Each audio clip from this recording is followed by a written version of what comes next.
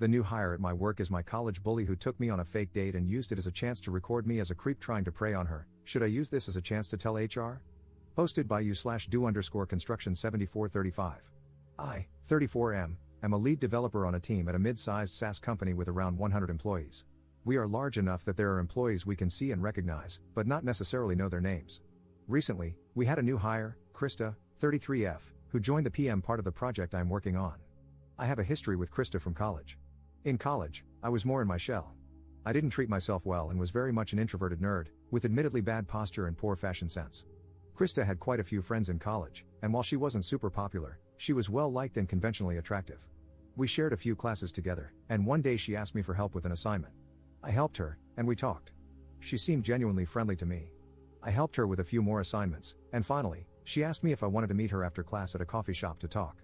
I said sure, but when I got there, Krista was nowhere in sight. I waited about 20 minutes before I called her. She answered and started laughing, and I heard several other voices laughing too. Krista said something like, "Why would I want to date a fat loser like you?" I looked out the front window of the shop and saw one of Krista's friends holding up her camera phone at me. For the next few weeks, there were jokes about me and flyers with my face from the coffee shop video plastered up with, "This guy's a creep," in bold letters on top. I kept my head down, and within a month, the next big thing popped up on campus, and I was forgotten. This didn't stop Krista and her friends from saying, "Ew, creep," when they saw me, but the rest of the campus eventually moved on, so I was never accused of anything or ostracized by the rest of the student body.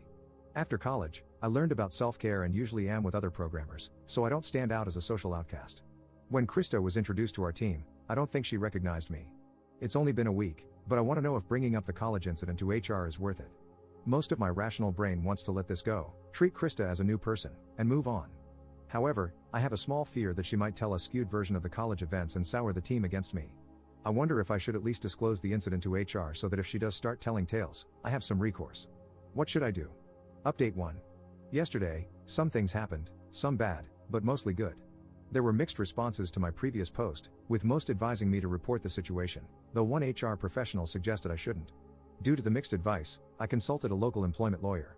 The lawyer advised me to inform HR about my past with Krista, but to make it clear that there was never any disciplinary action taken against me in college.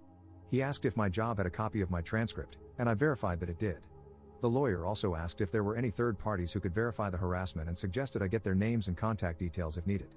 I knew 2 people from college who I still had on LinkedIn and was certain they would tell the truth, so we were good there. The lawyer told me to request a meeting with HR and my supervisor, explain the situation with Krista, emphasize that there were never any charges or disciplinary actions, and mention that I had 2 witnesses if verification was needed. So, that's what I did. On Friday morning, I came into the office and sent an email to HR and my supervisor requesting a formal meeting at 10 a.m. My supervisor came to my desk, asked if everything was okay, and wanted to make sure I was happy. I told him everything was fine, I wasn't leaving, and it wasn't anything to do with him or the team. He seemed relieved, and by 10 a.m., we were in the conference room with the HR officer. I thanked them both for taking the time to meet with me and then followed my lawyer's instructions. I explained that the new project manager, Krista, was someone I went to college with, and that she had participated in the harassment of me during that time. I detailed that there were never any charges or disciplinary actions taken against me, and that I had 2 independent witnesses who saw the harassment and provided their contact info. My supervisor seemed shocked, and the HR officer reviewed the information I provided for a minute.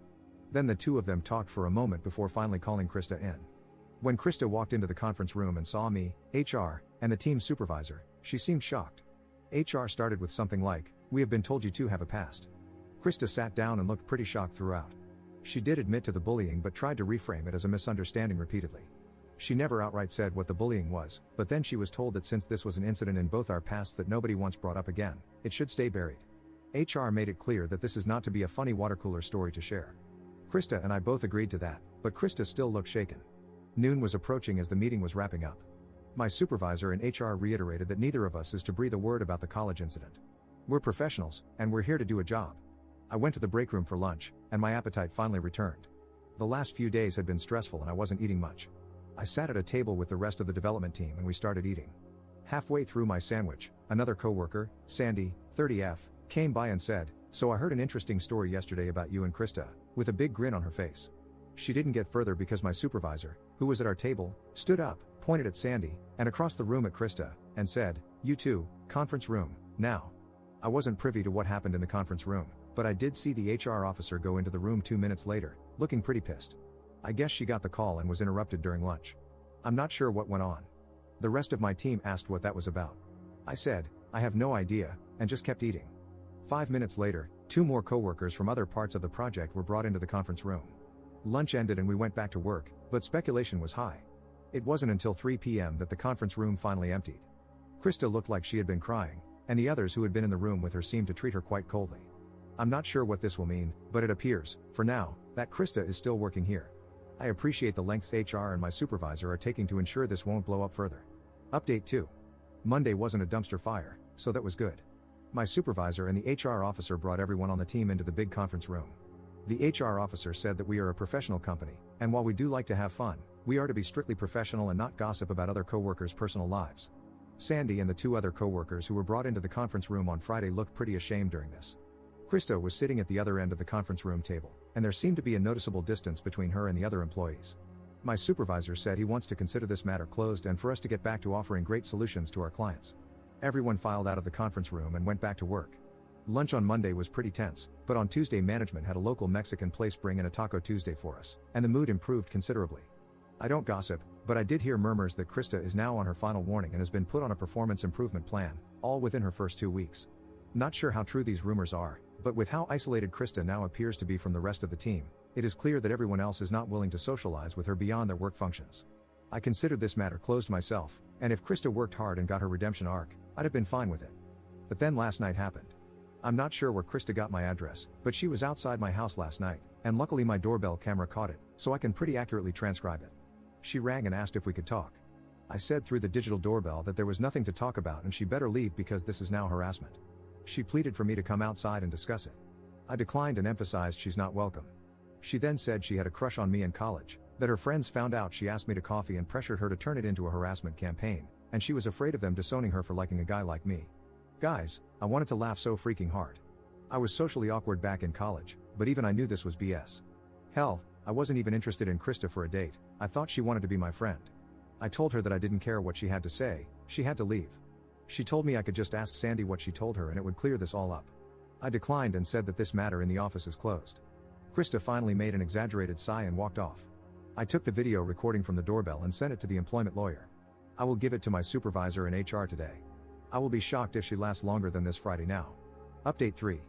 Krista is fired. I didn't even have to send HR the doorbell cam video, but I did send it to the lawyer I was talking to. The lawyer is drafting a cease and desist and potentially a restraining order if needed.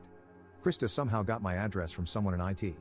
The IT new hire is suspended because of this data breach, and everyone got a memo about data security yesterday morning, including the usual about phishing scams. Krista's desk was empty when I came in yesterday morning, and since I'm taking the necessary legal steps, I'm considering this matter closed. Edit. Krista tried to show up at my front door one more time a week later. I called the cops, and she was removed but not arrested since she didn't technically do anything yet. The lawyer served her with a cease and desist, and it has been communicated to me that she understands. Work is almost back to normal. No one wants to talk about Krista anymore. I consider this truly resolved now,